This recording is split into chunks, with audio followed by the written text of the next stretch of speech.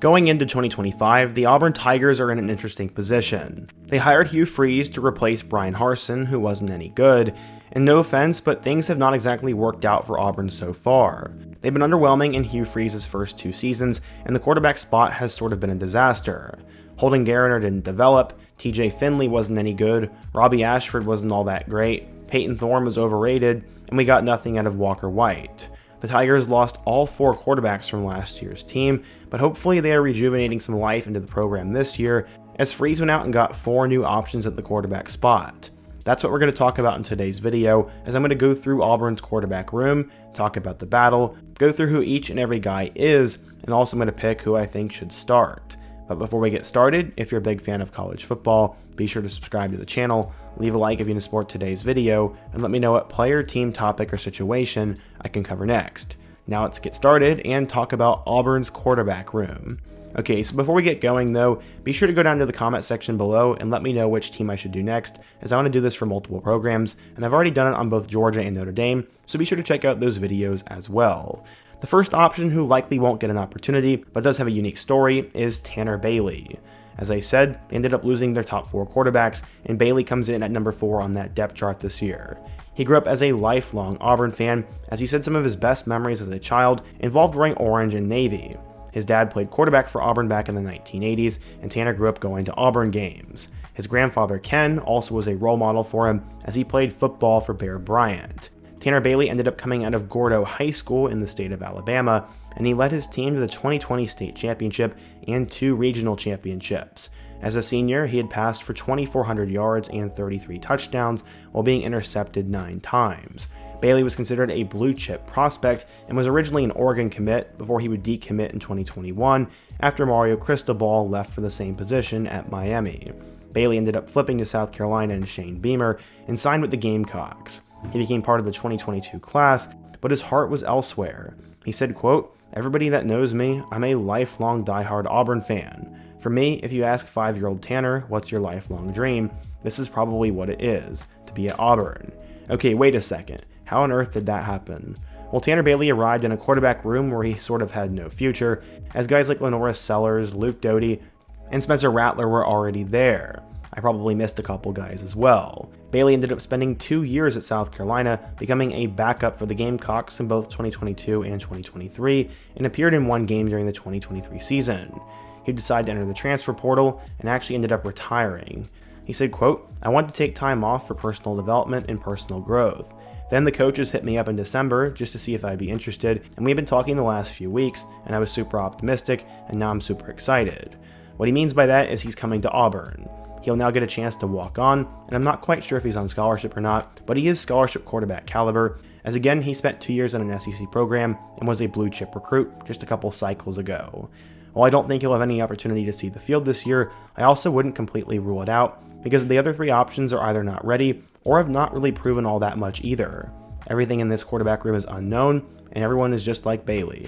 Our second option for the Auburn Tigers will be Ashton Daniels. Growing up in the state of Georgia, Daniels was always a star athlete and eventually arrived at the prestigious Buford High School. He'd be next up at the prestigious school, as going back in time, his dad played football at Georgia, and Ashton took the quarterback position to heart.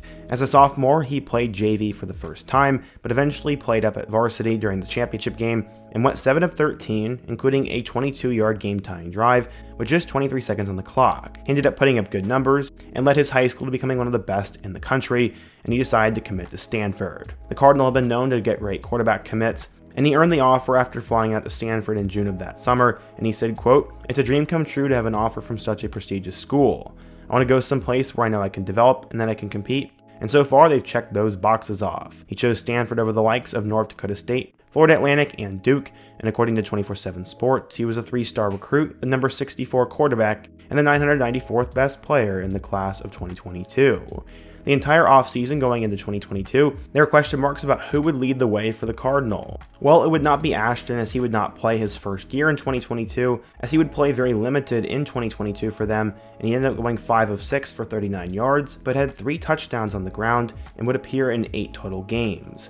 Going into 2023, Daniels would end up battling out with a couple of other players, and under first-year head coach Troy Taylor, he would beat out Ari Patu for the job. They also had Miles Jackson and Justin Lamson.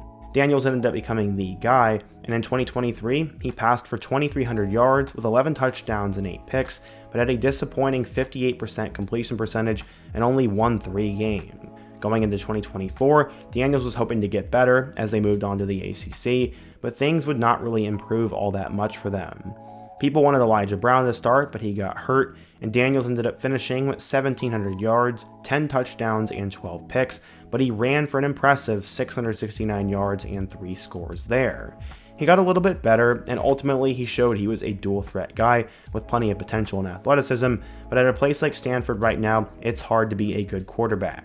In total during his time there, he passed for about 4,000 yards and 21 touchdowns, but again had a concerning 20 interceptions in 3 years.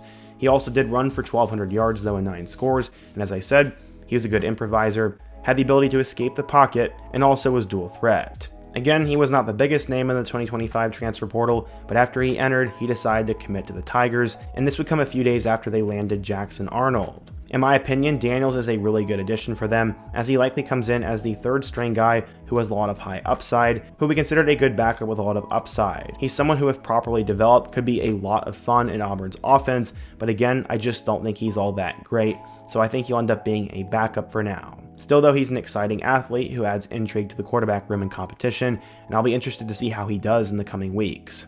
Okay, so now we get to the 2 guys who I think really have a shot at the quarterback spot, and the first one is Duce Knight.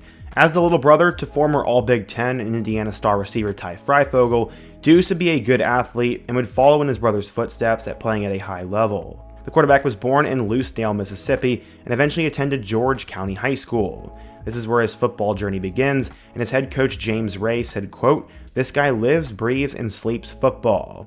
As I said, he became a star while he was at George County, but would end up actually splitting his high school career. Towards the end of it, he transferred to Lipscomb Academy in Nashville, and he went there to play with more NFL talent and to win more games, but he ended up getting homesick and decided to go back to George County. He ended up having nearly 4,000 yards and 28 interceptions, and also ran for nearly 1,000 yards and 23 touchdowns.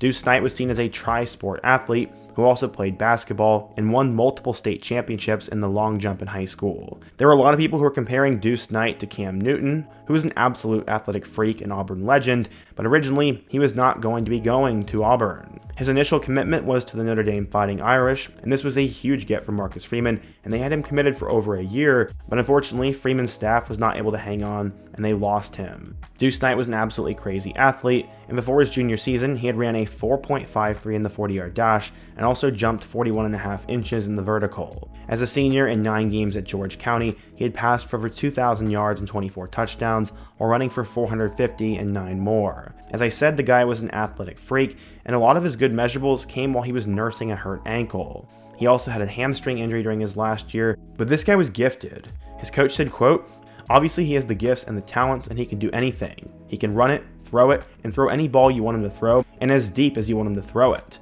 But if he needs to pull it down, he'll run it too. He ain't scared to do that, and his leadership is great, and he's a winner." The recruitment of Duce Knight was national news over the last couple of months, as many thought he could end up maybe flipping to Ole Miss. But the Tigers would end up holding off the Rebels, and despite them going back and forth, a field storm victory for the Tigers when he visited ended up selling it.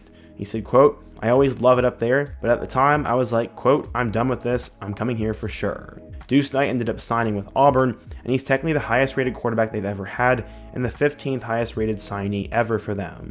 According to 24/7 Sports, Duce is a 5-star recruit, the number 5 quarterback, and the 28th best player in the class of 2025. Many people believe that his skill set reminds them of a guy like Cam Newton, but I'd say a better comparison is probably a guy like Malik Willis, who was also at Auburn at one point, but played for Hugh Freeze while he was at Liberty.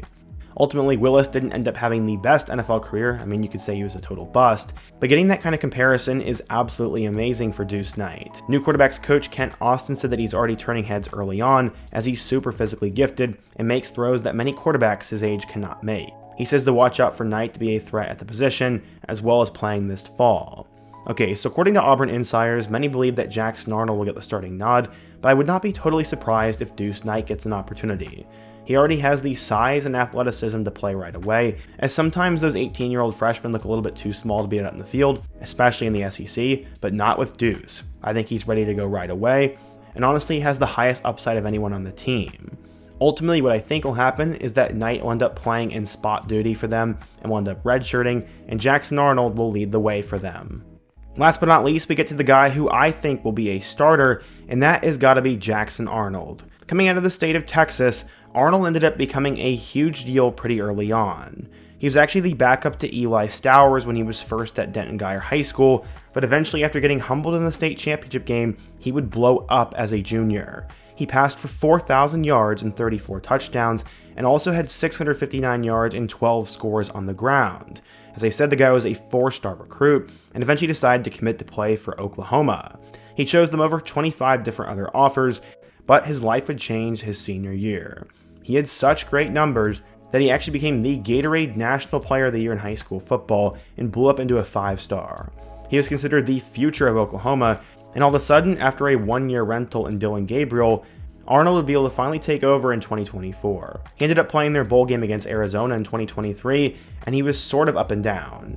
Many expected him to be perfectly fine in 2024 though, but that is not how it would end up going for Arnold. He'd end up having a new offensive coordinator in Seth Luttrell, and things were just sort of disastrous for both him and the Sooners. The offense completely stalled, and eventually Arnold was actually benched a couple weeks into the season. He actually got benched for Michael Hawkins Jr. against Tennessee, and he sort of went back and forth the rest of the year. His best game probably came against Maine, which isn't saying much as he had 3 touchdowns, and he had an opportunity to lead them to a win against Mizzou, but blew it with a late fumble that was a scoop and score at the end, and then played terrible against Alabama and LSU. In total, Arnold ended up having 1,400 yards with 12 touchdowns and 3 picks, and 3 more scores on the ground, but that was very deceiving. He was not any good, and many expected him to enter the portal. Some thought he'd reunite with the guy who recruited him in Jeff Lebby, but to the shock of all of us, he decided to commit to Auburn. Auburn had lost pretty much all of their quarterbacks from last year, and now Arnold is considered the 11th best transfer and the guy who will start for them right away. Physically, Arnold checks every single box, but the question for me is, does he have what it takes mentally to make it at the SEC level? We saw last year he got in his head and struggled a lot, and has not been able to put it together since he actually stepped foot on the college field. Numbers in high school don't really mean much, and without a good coach and a good system, I don't expect things to really change for him. But according to the staff, Arnold is getting better and has taken over the first team reps. Hugh Freeze said, quote, "There's a reason he was Gatorade Player of the Year coming out of high school. I think he needed a restart to gain some confidence, and I think he's doing that at a fast pace." So yeah, honestly the name of the game here for Arnold is going to be confidence, and can he get his mojo back? That's the big question mark for me, and if I had to guess, I'm going to say he's going to be the week 1 starter for Auburn, but I honestly do not know if he'll finish out the year. If he struggles, there's no reason for Duce Knight not to get in, and if Knight struggles, you might as well give Ashton Daniels a shot. The only way Tanner Bailey sees the field is if all 3 of these guys get injured, but at the same time, this Auburn quarterback room is quite interesting to me. You have the former National Gatorade Player of the Year, a dual threat jitterbug in Ashton Daniels, and then a prodigy-like freshman who's sort of like Cam Newton. I know the fans want Duce Knight to play right away, but for Hugh Freeze who's trying to save his job, it might be best to go with Arnold first and Knight as a second option. Ultimately, as I said, I don't think Daniels will get on the field much and Bailey won't play, but that's my take on Auburn's quarterback room. What do you guys think though? If you're an Auburn fan, who wins the job? Who do you think should win the job? And what do you think of each option? Also, before you go, don't forget to also let me know what school I should do next. Leave a like if you support today's video, subscribe if you're new, and check out all of the videos on the end screen. Hope to see you guys again soon, but until next time, peace.